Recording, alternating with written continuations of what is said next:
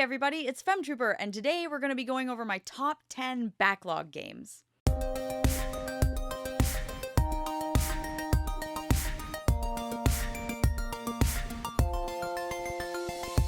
So we all have those games in our backlog that we have not finished, we have not completed, we haven't even touched, we haven't even played them. And so for me, a backlog game is just a game that's sitting on my shelf or that I have and I've never played and completed. So these are games that I want to talk about today that I have and I've never played and I can't wait to, but yeah, I really want to share them with you guys. These are all games that I really want to get to soon, so hopefully they are not in my backlog that much longer. Now, there are some games that I actually want to play this year that I'm not going to talk about today because they were in my 2025 game plan video. Whether I get to them, we'll see, but I really am trying to get to them, so I won't talk about those specifically. I'm just going to talk about 10 more games that I just really want to get to, and hopefully within the next year or two, I can. Before we get into the video, please make sure to like and subscribe, and let me know what is in your backlog that you are just dying to get to. These are in no order, so let's just start the list off with Suikoden 2. I just finished Suikoden 1. Absolutely loved it. It was fantastic. It was such a Femtrooper game. It was a big adventure, tons of characters, really cool story. Love the graphics, love the music, love all the towns you got to go to. It was just perfect for me. I've heard the next one, the sequel, is even better. Apparently the villain is one of the most iconic JRPG villains of all time. It's got a great story. It's way more captivating. They improve upon everything. So I figured, you know what? I should just get to that. Suikoden 2 seems like something I should really make a priority, so I'm going to. Of course, the next game in the Dragon Quest series that I have to play, the last game, by the way, because I have beat every Dragon Quest game except this one. And I'm not counting 10, because, okay. So, it's Dragon Quest 7. I really want to play this. It looks really good. I know it's long, but this version is a little bit more accessible than the PlayStation 1 version, and I'm excited to play it this way because, of course, I love my 3DS, I love handheld gaming, and I just love Dragon Quest. There's no way I can hate this. I even like some of the ones that people hate, so I feel like I'll like this because I still like 6. I know, 6... I had issues with 6, but there are different ones. I like the first one. I like the original Dragon Quest because it's just so iconic. And so Dragon Quest 7 looks super fun. I like the idea of it. I like that you go to different places, help people out. I mean, that's very Dragon Quest in itself, but it definitely looks cute and charming. So I am there. Can't wait to play this next year. This is a weird one, but I don't know why. Every time I look at my shelf, I'm like, I want to play that. And that is One Piece Odyssey. It just looks so me. It looks so Femtrooper. So I really want to play this. I'm very excited to because it's made by the same people who did Dragon Quest 11, which is one of my favorite games ever.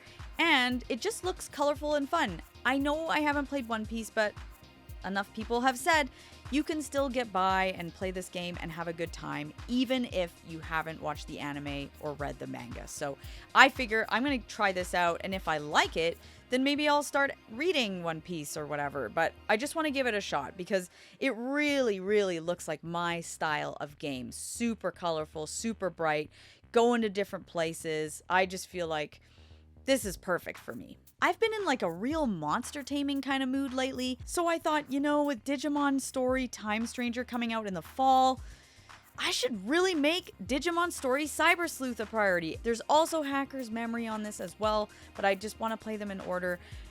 I did actually play a big chunk of this game years ago, 10 years ago, and for whatever reason, I ended up dropping it, and it was on the PS4, and I've since traded that in because I'm never going to play it like that. I'm going to just play it on my Switch. I'm going to start over. I'm going to give this a serious shot. I'm going to put my all into it and hopefully be able to complete it. So wish me luck. I really want to like this because I kind of loved everything about it when I was playing it before. So yeah, I really want to check this out and get her done. And in that same category, yes, for whatever reason, I really want to play this, even though it's sort of one I've already played, but it's in my backlog because it's technically a different game. And that is Pokemon Ultra Sun. I played Pokemon Moon, so obviously there's Moon and Sun, and then there's the revamped fun versions. I love the old style Pokemon games, and I don't like the new ones on the Switch. I really like this one, so I thought it's technically a different game. So if I'm feeling that Pokemon itch, I am going to pop this in. I am going to play and complete this because I remember thinking Moon was incredible. And so this is obviously the other version, but the like, you know, ultimate, like the brand new one, like the Ultra version, right? So I want to check this out. I just love the old school Pokemon. It's the epitome of adventure to me is going to these different towns, collecting Pokemon, getting rid of the bad guys, taking them down. In this case, it's Team Skull, and they were hilarious. I just loved this game. I don't know. Some people did not like it. They didn't like the direction that the series was starting to go in because they took away gyms. Even though they took away the gyms, it's still an old school Pokemon game at heart, and it is not like the new ones. It is not like Sword and Shield. It is not like Violet and Scarlet. So I really like this. I'm going to play it. And here is another game in the same kind of category. All right, we've got Monster Hunter Stories. I know there's Monster Hunter Stories 2, but I've been thinking about it recently, and I thought, you know what, I think I'll start with Monster Hunter Stories 1. Why not? Because then I think if I play Monster Hunter Stories 2 first, then I'll never want to go back. So I thought, let me start with Monster Hunter Stories. I'm sure that it's great, and it's on the Switch. It's super easy for me to play, and then if I love it, then I'll end up playing the second one and maybe loving that even more. So it's kind of something to look forward to. I don't want to play the more definitive fun version and then be like, well, I'm never going to go back and play the other one because it's not as good or whatever. That's just a weird thing to me. I don't want to do that. So I will start with the first one. We'll see what I think, but I have a good feeling about this. Everyone has told me that I would like it because, again, super bright, colorful, whimsical, charming, lighthearted. That's sort of my thing. I love that. I'm not cozy. You guys know that. I'm not like cozy, but I really like lighthearted, fun, whimsical, anime-esque style games, and I like adventure.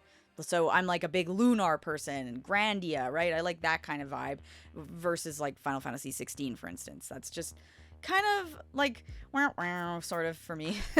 Now, here's one that I really got to check out. I've had so many people say it's absolutely incredible. You've got to check it out. All right, I will. And that is Stella Glow. It's supposed to be really awesome. And again, looks super campy and really silly, which I am so down for. Absolutely love that.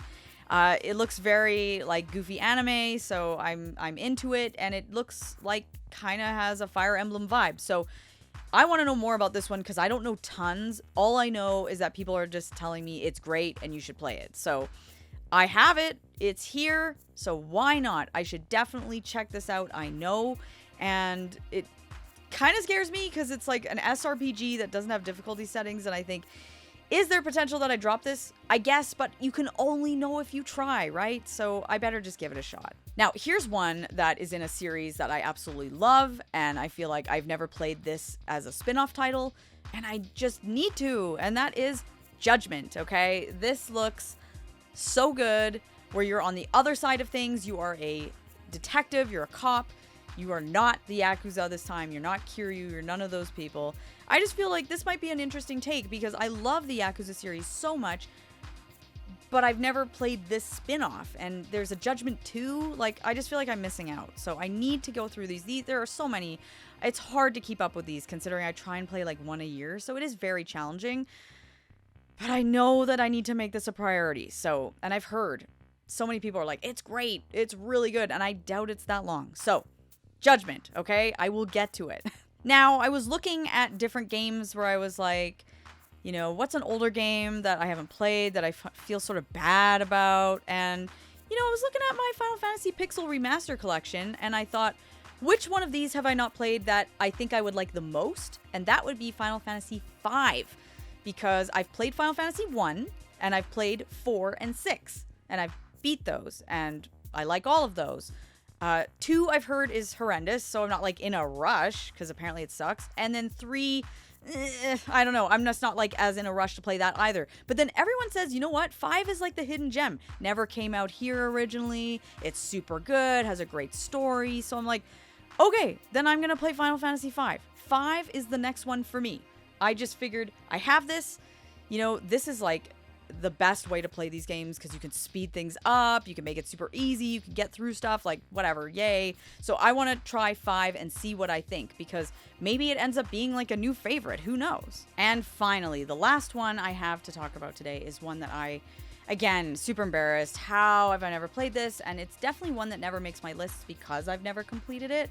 And it probably would, although I remember not like, I don't know, being like absolutely in love with it, but it was really good.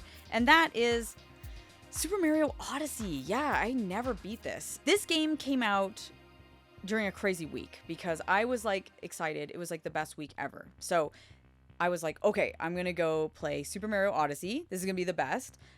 Stranger Things season 2 was coming out that week, and so I was really excited to start watching that. And we were getting our new puppy. Now it's been a while because that same dog is almost 8 now, so it's just crazy because I'm like, oh my god, I remember this week, and I'd booked the whole week off work to look after our brand new puppy. It was basically like puppy, play Switch, watch Stranger Things all day. Well, to my surprise, looking after a puppy was a lot more work than I thought it was going to be. And I ended up basically just looking after the puppy and playing this occasionally and being stressed out and wanting to go back to work so bad because I couldn't stand being at home. Now, on hindsight, I look back at that now that I have a real human child, and I'm like, okay, a puppy, I'll take that any day over like my year and a half of mat leave where it was like looking after a baby, which was a lot of work. So now it looks like a joke when I'm like, oh, my week of like cleaning up pee off the floor and looking after a cute puppy, like it actually makes me laugh now because I'm like, are you serious? Because I remember having a baby and then looking back at that moment and being like, what an idiot. But anyway, regardless of my puppy week, I never beat this. I played some of it, I got pretty close to the end, and that was it. I just kind of let it go and didn't care anymore, and now I feel like, whoa, this needs some love. So this is a priority. Like, I really need to finish this. What is happening? Why have I not beat it? I don't know. It's so embarrassing.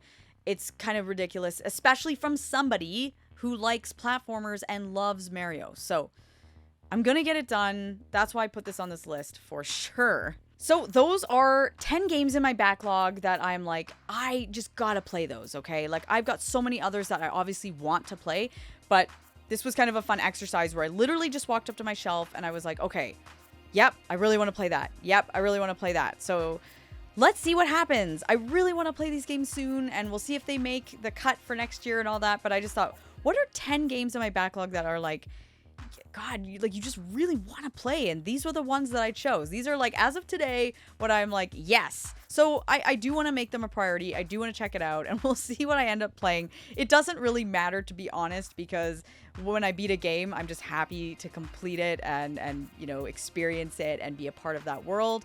But these are games that I think are important. I got to check them out. So let me know what games are on your shelf that you are dying to play, what's in your backlog that you're like, you gotta finish, you gotta complete. Let me know. And of course, I'll see you guys in my next video.